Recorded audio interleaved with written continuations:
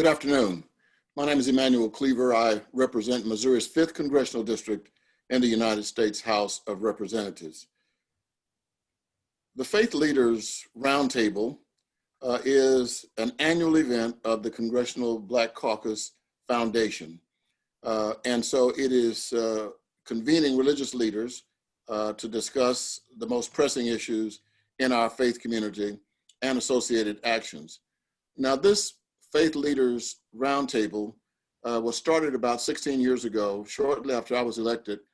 Congressman, my good friend, I should preface and say, my dear friend, Elijah Cummings, came to me and talked to me about trying to do this with him each year. Now, I have to tell you that Elijah Cummings is a bootleg preacher. I have to just admit it publicly. I did so at his funeral, but he was a very spiritual man. His parents were clergy members. And so I've told him he had that in the spirit. He just didn't go to seminary. He went to law school. And so this is a 16-year-old event. And so we are pleased that you tuned in to us today. Dr. Barbara Williams Skinner, who I affectionately call Dr. Barbara, is helping to lead this event each year. I must say also, because I'm not sure that it's known as well as it should be, that she is actually the brain behind the creation of the CBC annual prayer breakfast. And so we are pleased and thrilled that she would, as she has so often done, give so much of her time to this organization. She is the CEO and the founder of the Skinner Leadership Institute, and she is a person that many of us turn to in a time of need. And so I will now turn it over to the legendary great doctor and preacher, Dr. Barbara Williams Skinner. Thank you so much, Congressman Cleaver. And I remember fondly your collaborator in this, Congressman Elijah Cummings. So we remember him fondly today in this Focus Faith Leaders Roundtable focused on the Black church shifting, suffering, and serving during COVID. Now, everybody knows that for the last 6 months, our whole lives of our country, in fact, the world has been totally upended.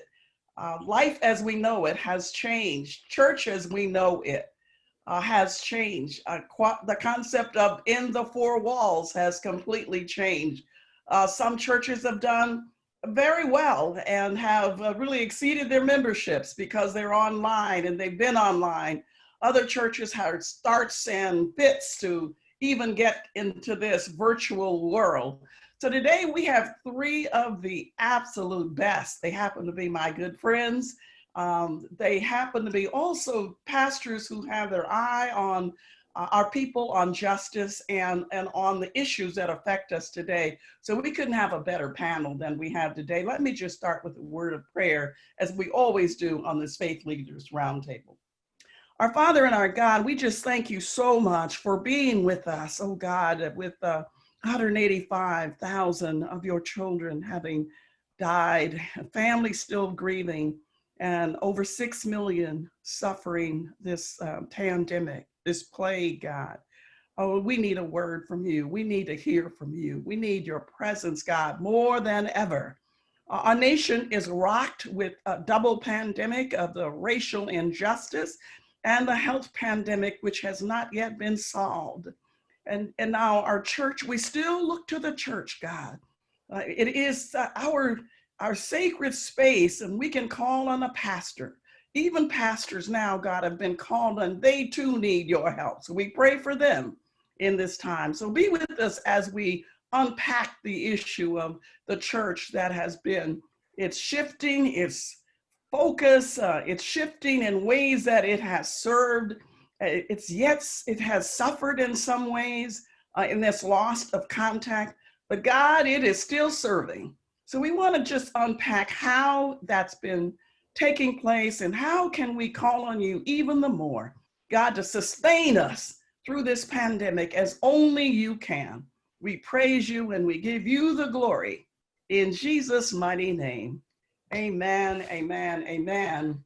Amen. And we are so fortunate, as I said, to have the Reverend Dr. Cynthia L. Hale, the founder and senior pastor of Ray of Hope Christian Church. Dr. Jamal Bryant, he is the leader of the New Birth Missionary Baptist Church in Lithonia, Georgia.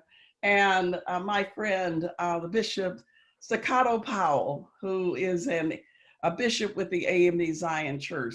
Three people with their eyes on our community. So we couldn't ask for a better connecting panel today to give us the enlightenment we need. I want to ask each of you, starting with Dr. Hale, just to give us a minute on your church so we have a sense of the context of your church, followed by Dr. Jamal Bryant, followed by Bishop Staccato Powell, so we know where your church is and the context of the place where you minister.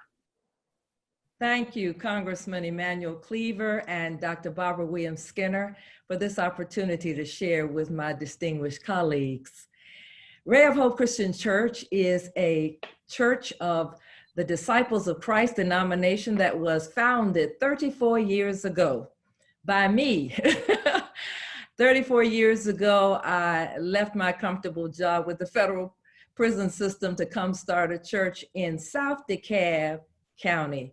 It was a fast-growing, upwardly mobile county in the sense that a transition was taking place from white to Black. And those young people who were coming were excited and progressive and wanted to see some things happen. So consequently, we started this church with 4 people meeting for Bible study in my apartment. And it is a progressive justice church that sees as its vision to impact and transform this present world into the kingdom of God through meeting the needs of people. Thank you so much, Dr. Bryant. Thank you, Dr. William Skinner and Honorable Congressman Cleaver. It is my distinct privilege to pastor New Birth Missionary Baptist Church in Stonecrest, Georgia, for the long tenure of 16 months. And I'm grateful for the privilege. We are a multi-generational church from 90 to 9 months. And I am grateful. We are the largest land-owning Black church in America with some 363 acres continuously. And we are endeavoring to, in this climate, be high-tech and high-touch.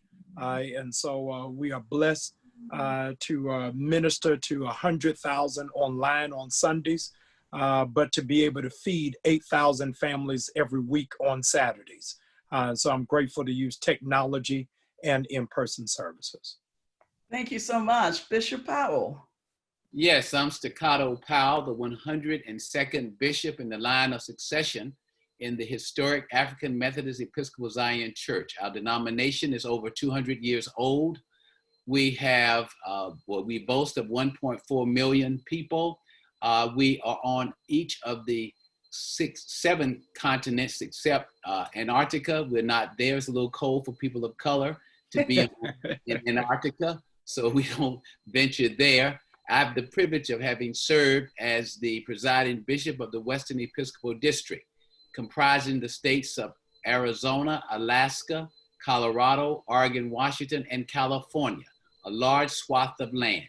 We continue to try and fulfill what we profess as the Freedom Church, as we want to be on the front ranks and the vanguard of bringing about liberation and hope to our people during this pandemic. And so we continue to lift our voices and offer innovate and things that will impact seniors as well as multi-generational and cultural as we serve during this present age. Well, thank you so much, Bishop Powell. So I would start with Dr. Hale. You talked about being a justice church. I visited your church. It was people were hugging and connecting, and it was a church that was so warm and friendly. And I'm assuming that 6 months has been quite impactful, to say the least. So could you talk about the impact of COVID on the Black church today, but in particular your church?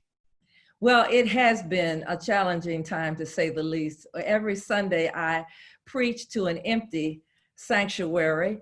And when I hear from the people, they tell me that the thing that they miss the most is the fact that we cannot gather together in the sanctuary for worship and in other parts of the church for programming, that they miss the holy hug and the fact that we can't touch one another.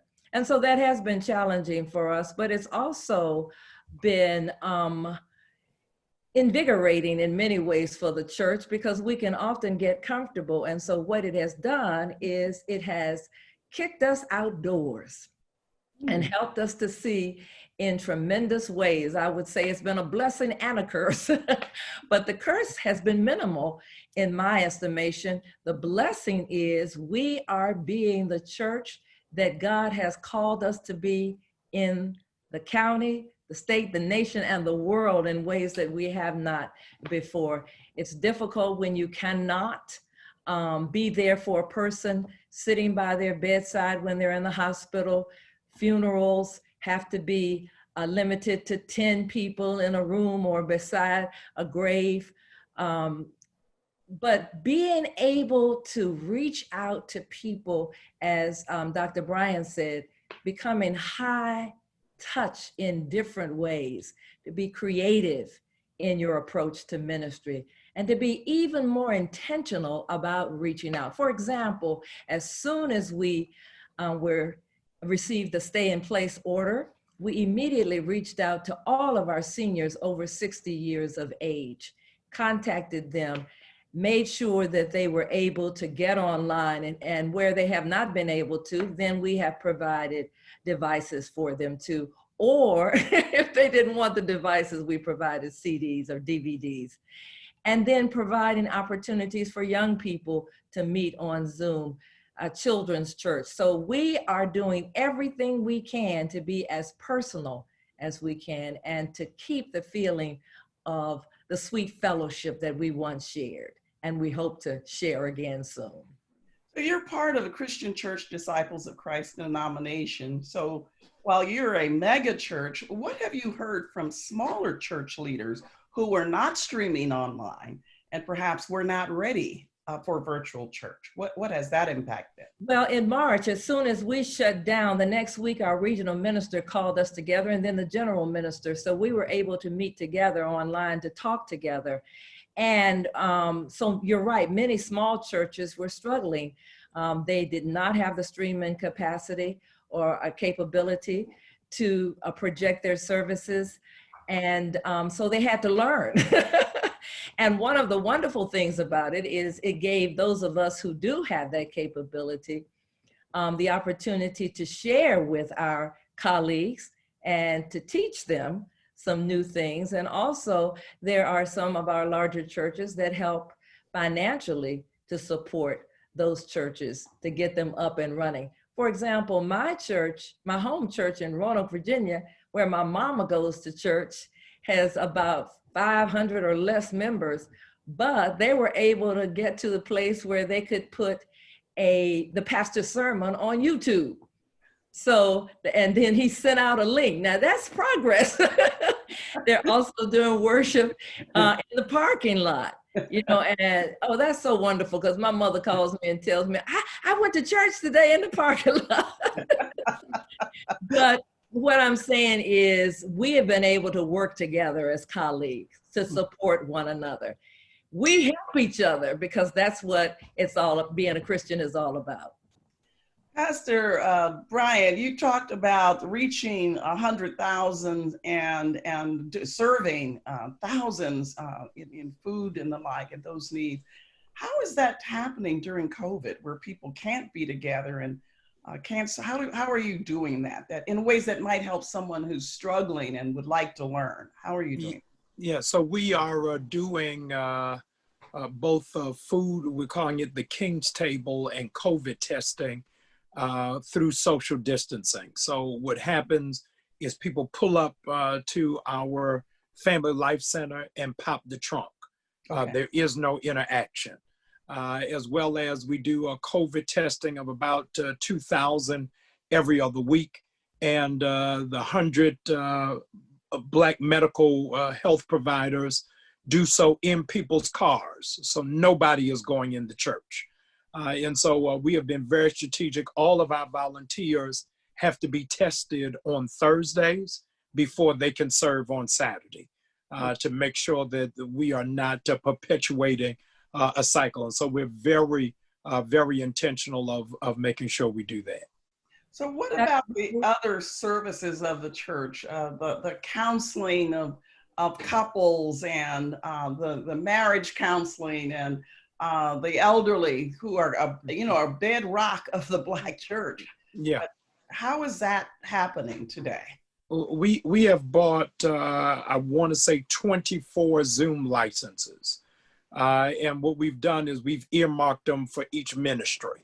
And so they have their own support group. So many times, Dr. Hale, we talk about the pastor missing the pulpit or the minister of music missing that platform.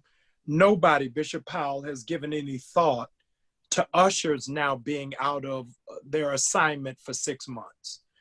There's an older mother in all of our home churches whose life was serving pound cake after church.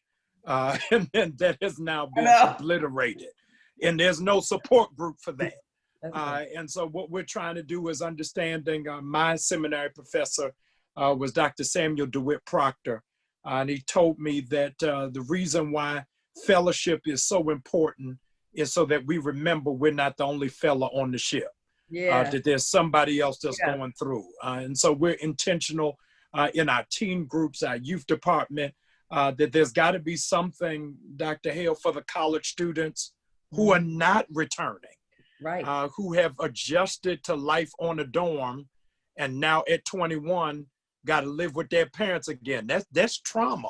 And drama.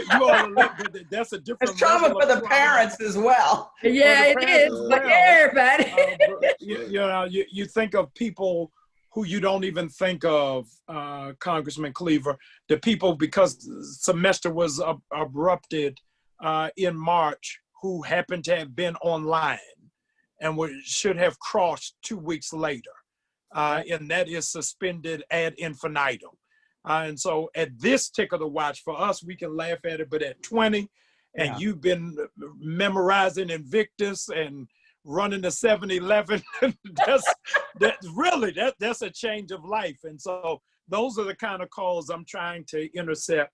And so we've been trying to foster support groups on every level. Let me push you a little bit about the young people, because I know that that's your gift and calling. Before COVID, young people were leaving, not just the Black church, they were leaving church, the four walls in general. Okay. The Pew research shows that when most young people were asked in a survey what they were, they said, I'm spiritual. They didn't say I'm Baptist or Methodist, whatever. How is this affecting young people and church? This is, after all, the way they communicate virtually. Do you see an increase in young people coming? Listen, I want to say to the viewers, I did not pay Dr. Skinner to ask me this question, but I am so happy you have asked me that question. And this is for pastors who are listening, for parents, and even for spiritual leaders, heads of denominations. This is the largest demographic of African Americans of our history on this shore who claim to love God, but have sworn off organized religion. That's right. Now, the backdrop of that, Dr. William Skinner, is that all of us from Dr. Hale, myself, the churches that are under Bishop Powell, all of us have seen a surge in viewership because of COVID. Right. And nobody is tracking those numbers. The reason why there's a surge in viewership are millennials who swore off coming to church are now watching church because we're in their playground. Right. The culture changes every 4 years, but Black church culture changes every 20. So the average church is 15 years behind. And so Dr. Hale's mother's church is proud of being on Facebook but the grandkids are on Snapchat. Yeah. They left Facebook once their mother tried to friend them. And so they had to shift and go somewhere else. And so the church is now getting in a place where we have access. So my greatest fear now, Bishop Powell, is once COVID is over, the church will have to do something we've never done in our history, and that is evangelizing people who are already saved. Right. Trying to get people who already have a relationship to God to come back. And so I've been working with my board. I've got an 8,000 seat sanctuary where, Dr. Skinner, I am clear I may never see full again. So we've got to reimagine the space that the sanctuary, and I know my grandmother from the grave is throwing her shoe at me, the sanctuaries in the 21st century will be studios. People are not coming there borrowing, coming to pick up communion in their palms on Palm Sunday.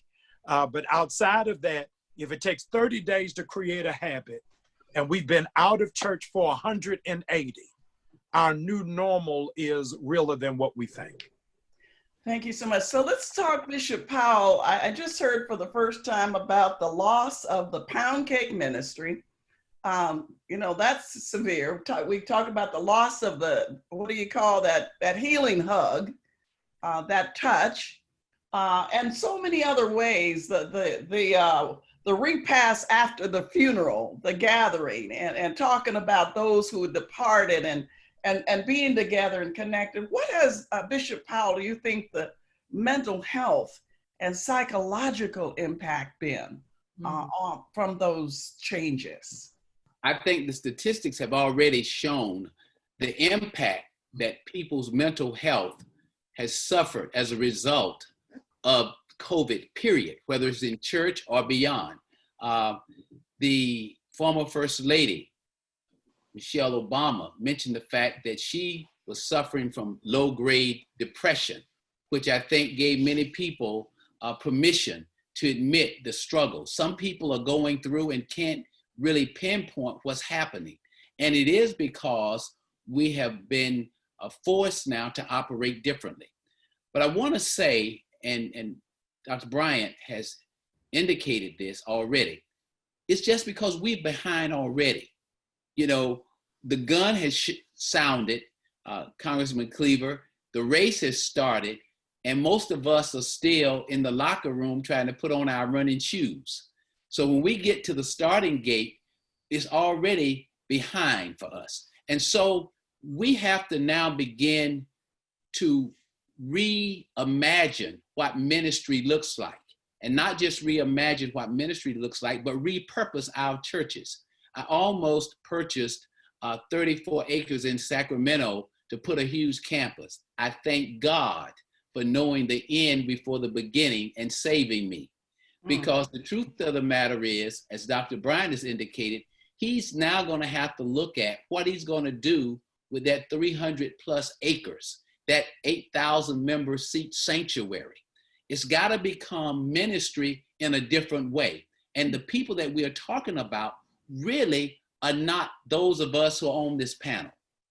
And I know Dr. Hale is much younger than I am. She's just, you know, got the silver as a fashion statement. But the church that's going to be served is not our church or our parents' church. It's the church of those 100,000 viewers that's logging in on Sunday morning. That's the church. And it's not different than it's ever been. We all were part of a change, not necessarily as accelerated as COVID has brought about. COVID has been the gasoline on the kerosene fire that has been burning for quite some time, but we just decided we weren't going to buy into virtual reality. We were not going to do banking online. We were not going to do education virtually. We looked at those institutions like University of Phoenix and Strayer and Liberty and others who were doing online with a side eye because we were on the yard, stomping the yard. We were online. Well, those things have changed. And those who are waiting for a new norm, is not going, well, not a new norm, but return to the normal, it's not going to happen. So if we want to get ourselves together from a psychological standpoint, we're going to have to embrace the reality of the world that we're living in now. And it's okay. That's why it's important as people of faith that we learn the lesson of contentment, that whatever state we find ourselves in, it's all right. God knows what's best for us. And we're really going to be okay with this. Churches are going to thrive. Churches are going to grow. God is not out of the business of working the miraculous. And behind every struggle and trial is a miracle. And we're just having a front row seat to the miracle that's being manifested in our midst even now. Thank you. Let's talk a little bit about the church and social justice. You often hear from some Black pastors over the years that there is a spiritual and then there's the political or the secular. Would you talk about that a little bit, Dr. Hale? How do we get pastors to understand that there is no disconnection, that Jesus turning over the table to deal with the exploited poor was dealing with the structure, the system, the structural inequities? How do you get that message over in a church like yours? Well, pastors love to preach. The Spirit of the Lord is upon me because he has anointed me to preach good news to the poor.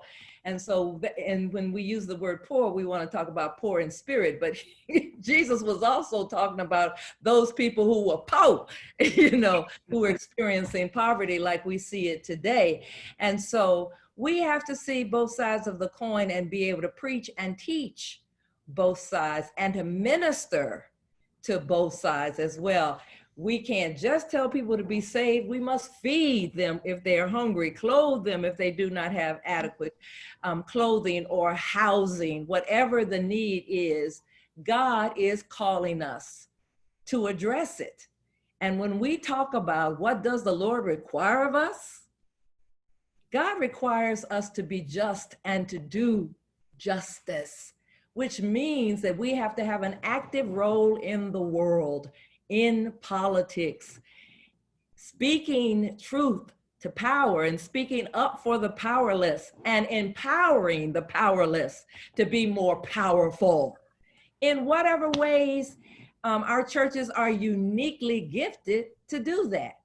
Dr. Jamal talked about the fact that they were doing COVID testing, and they're also, they have a King's Table where they feed people. Well, I want to say that he's been very gracious because he included Ray of Hope, and the King's Table provides us with some of the resources that they get. And so we are also doing the same thing.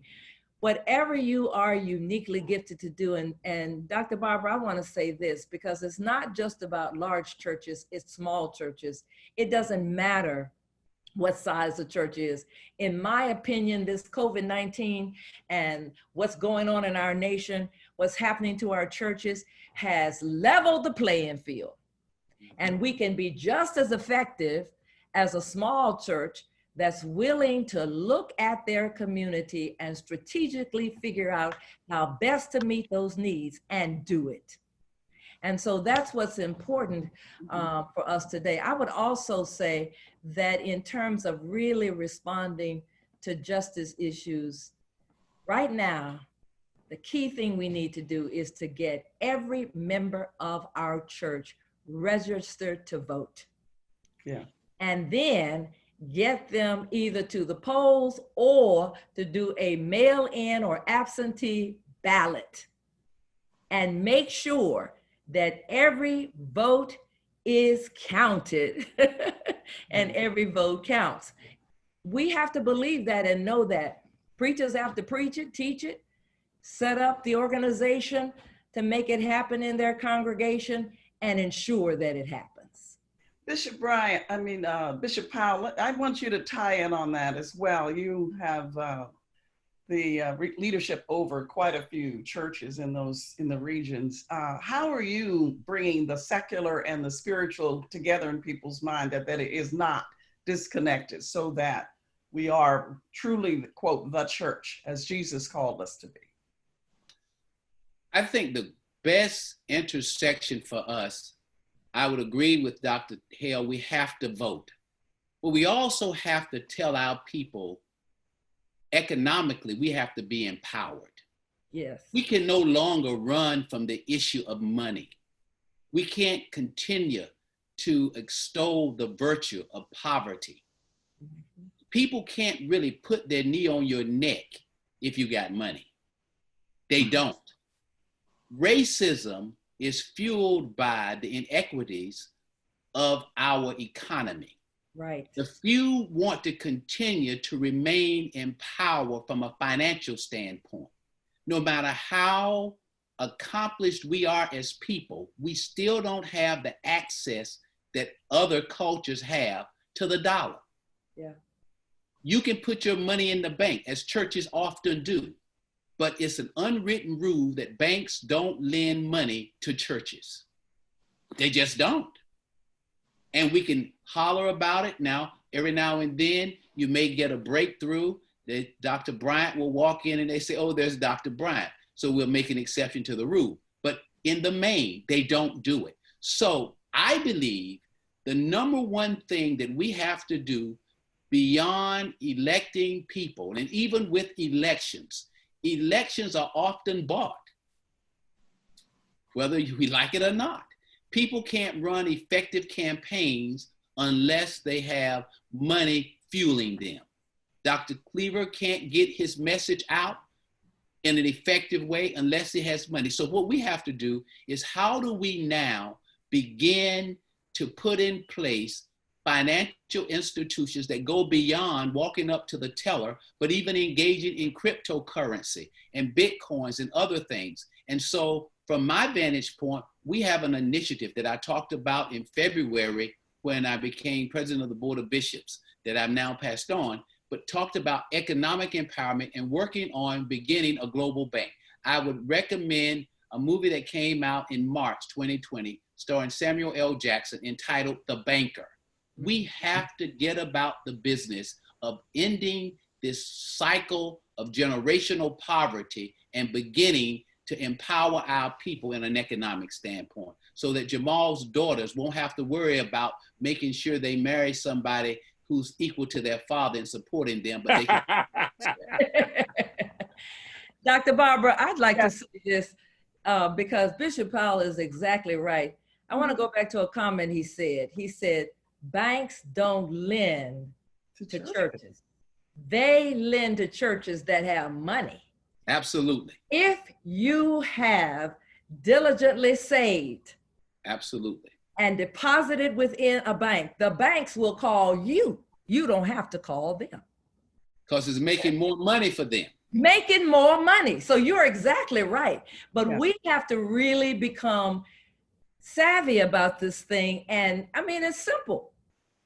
It's putting away, like we ask members to tithe. If we tithe 10% to ourselves as the church, which may mean decreasing some of the things that we would spend money on so that we can have money in the bank.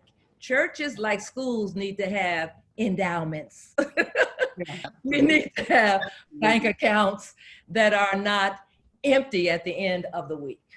Absolutely. Let's go back to the concept of money, which I think has been seen as almost like dirty. You know, the rich are not conceived as just, the poor conceived as righteous. But we know during COVID that only 70% of African Americans are essential workers, are not lucky enough, blessed enough to shelter in place. So money matters even during a pandemic. How do you, Dr. Bryan, get people to deal with the fact that we do have $1.9 trillion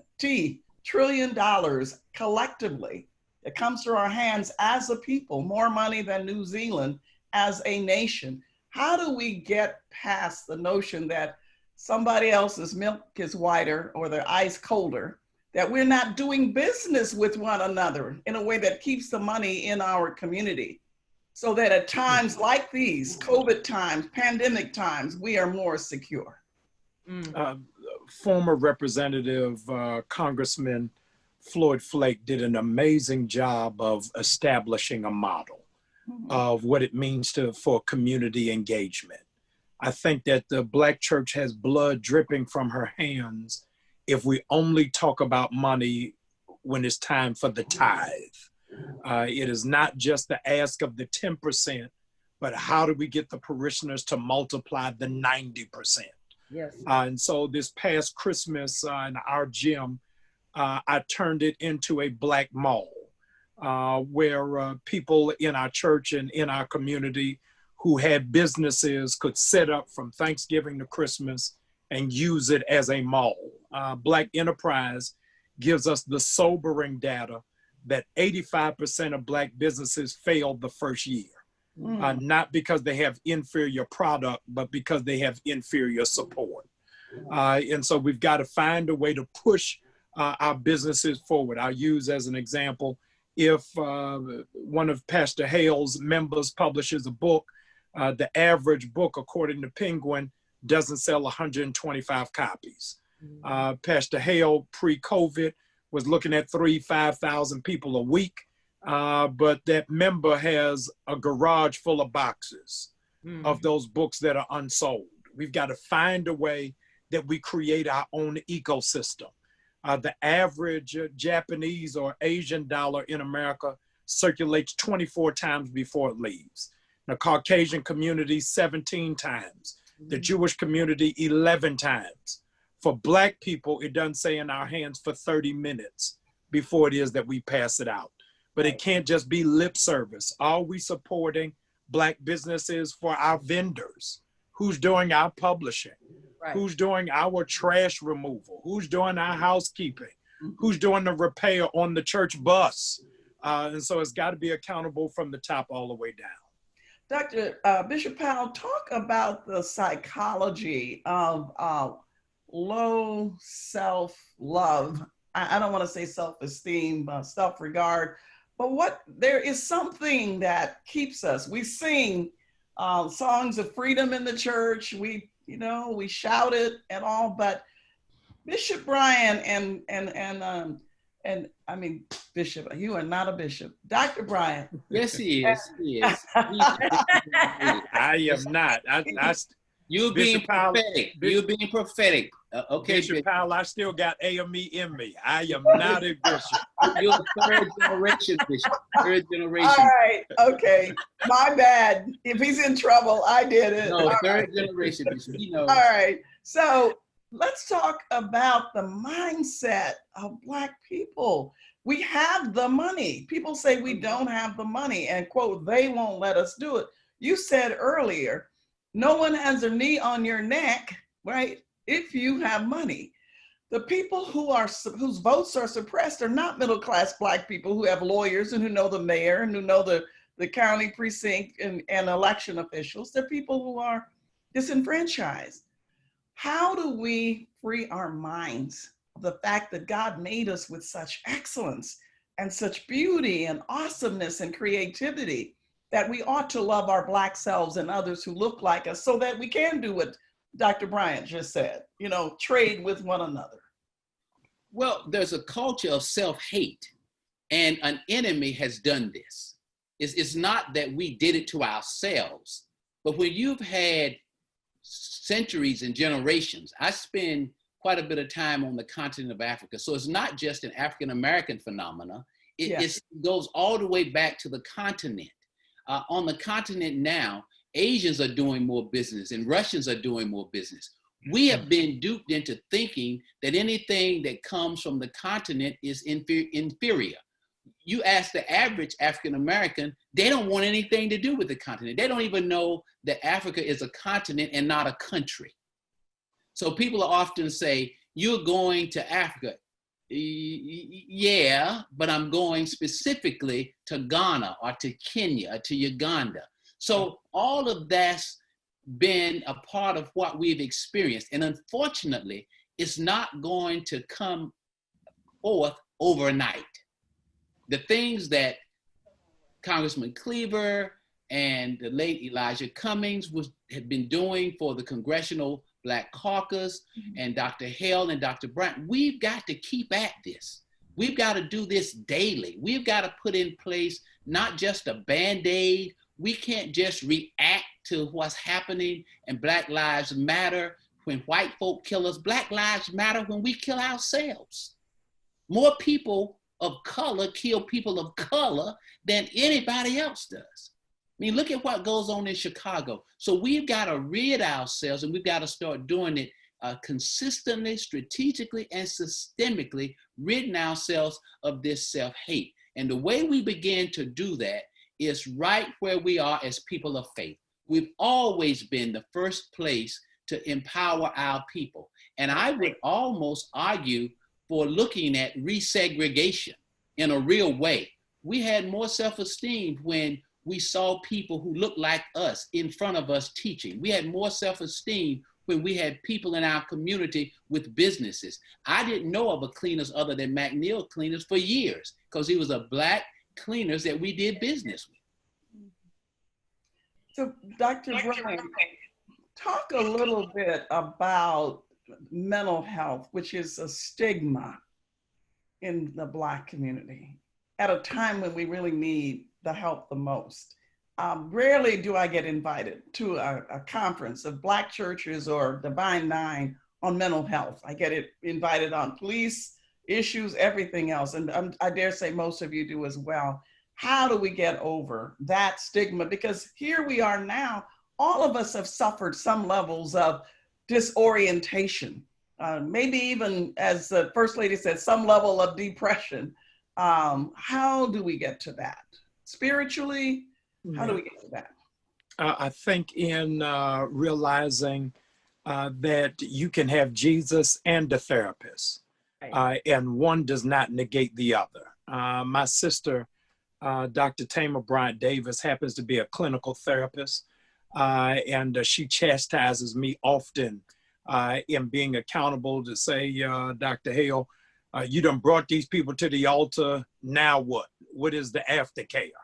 And I think that it has to be expressed from the top. It was very liberating for our forever First Lady, Michelle Obama, to acknowledge openly bouts of light depression or low-grade depression. Mm-hmm. I think it'd even be more healing if pastors would acknowledge that they did it. Before transitioning to New Birth, Dr. Skinner, I went through depression for almost 2 years. Knowing my season was up, but also feeling stuck. How do you leave something you started? That we have a picture in our head that depression comes with failure. But sometimes you can be unhappy while succeeding. And there is nothing that speaks to that. I was marching Bishop Powell in Atlanta during the whole uprising that happened here just a month ago.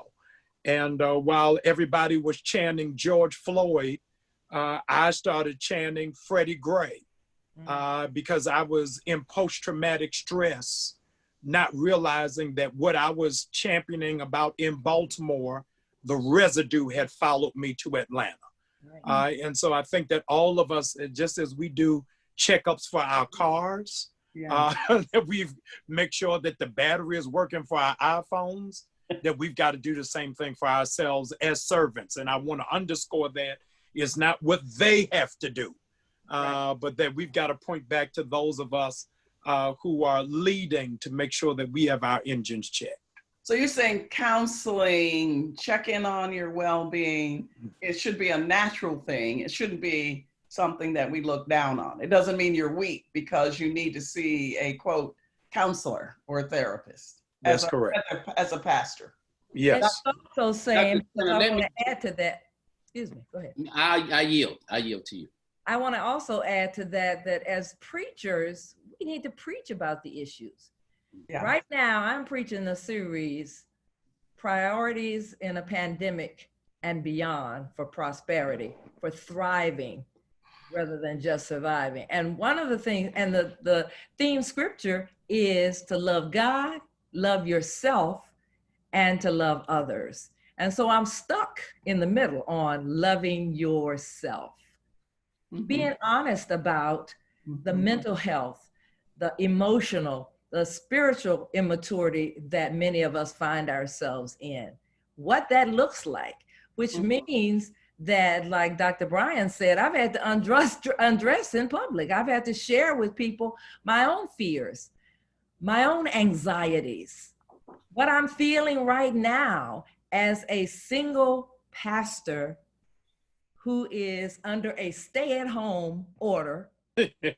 who has not had a hug in 100, has it been 180? It's more than that. Okay, hadn't had anybody till I finally went home to see my mama, and my mama held me. Oh my God. And struggling with the pain of that myself, to be able to say that, you know, and then to begin to give people some real practical tools for addressing that in their own lives, as Dr. Bryan and Dr. Powell is about to share more on. Bishop Powell. Absolutely. Dr. Bryant, our families are close and friends. So he knows my son, Staccato, who's my namesake. And for years, Staccato recorded every sermon that Dr. Bryant did at Empowerment Temple. Saturday, I couldn't watch anything. He had to record Dr. Bryant. But Staccato was diagnosed with bipolar as a freshman in college.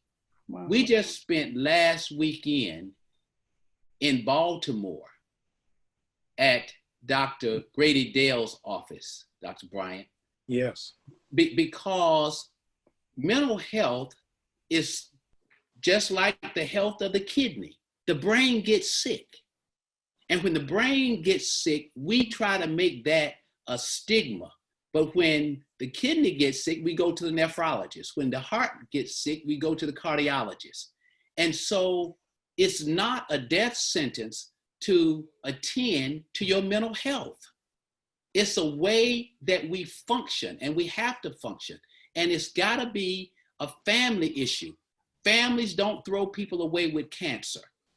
But much of the homelessness that we see in society are people who've been put out because families find it difficult to deal with the idiosyncrasies that come along with mental health.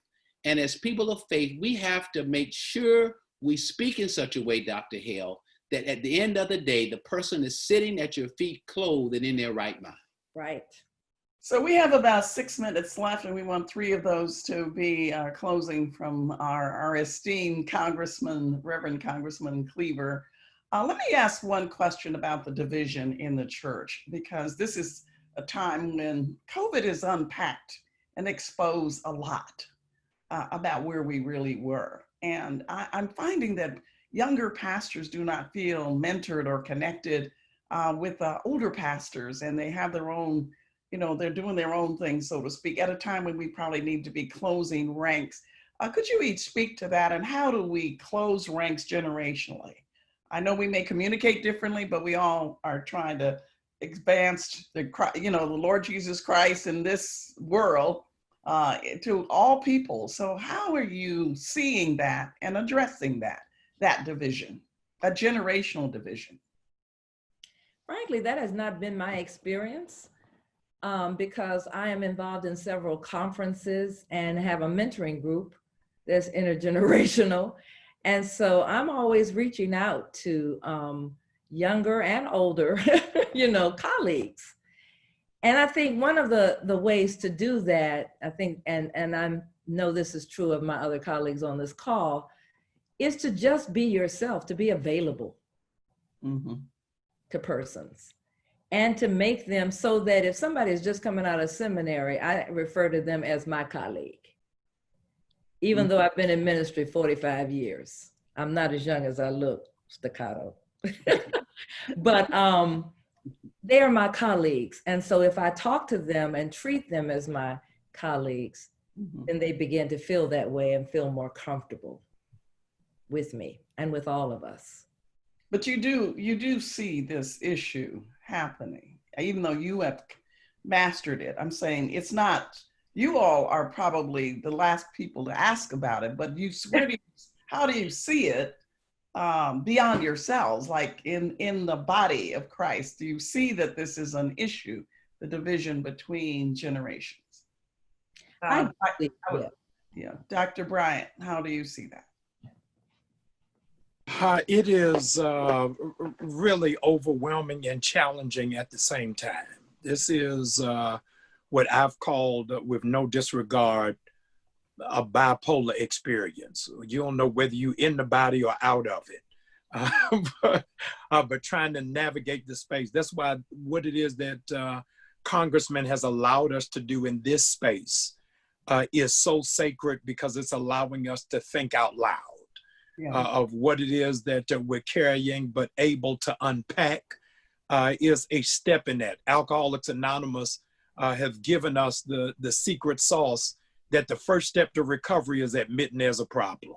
Right. And so I think this is the first step in that direction for us getting some level of resolve. Thank you so much. I'm going to thank all of you for your transparency, your creative thinking. I love you even more than I did before. So thank you so much for sharing as you have so powerfully, so brilliantly. I'm going to turn this back over to my esteemed colleague, the Reverend Congressman, as I call him, Emmanuel Cleaver. This has been an amazing hour, and we have been witnessing to the point that Dr. Bryan made earlier, and the Bishop as well. We've been receiving amazing numbers of people who are participating in our annual Congressional Caucus gathering. It's just been absolutely amazing. And so there are going to be those who are going to say, well, maybe henceforth, no matter what happens with the COVID-19, we need to probably have a little taste of what we've done successfully with, in terms of having a lot of these events over Zoom. So thank you very much for everything you have said. You have probably fed a lot of pastors. I've gotten 13 sermons out of what you guys said. I've been taking notes. I shouldn't have told you, but because otherwise it would have been original. But I am going to give you credit sometimes, but I think that's been absolutely amazing. And we certainly want to thank Dr. Barber. Not only is she always on point, but she also was the kind of person who could assemble a group like this. And I think that it's been profound and prophetic at the same time. And to those who joined us online, if you go to the prophet Isaiah speaks through the Lord, and thine ears shall hear a word behind thee, saying, this is the way, walk ye in it. And I think you have been involved in that. And our prayer for this gathering is that we shall keep the ears of our souls open to hear God's voice, that we may know him and his way. And when we depart, may all of us walk in him. God bless. Thank you. Thank you.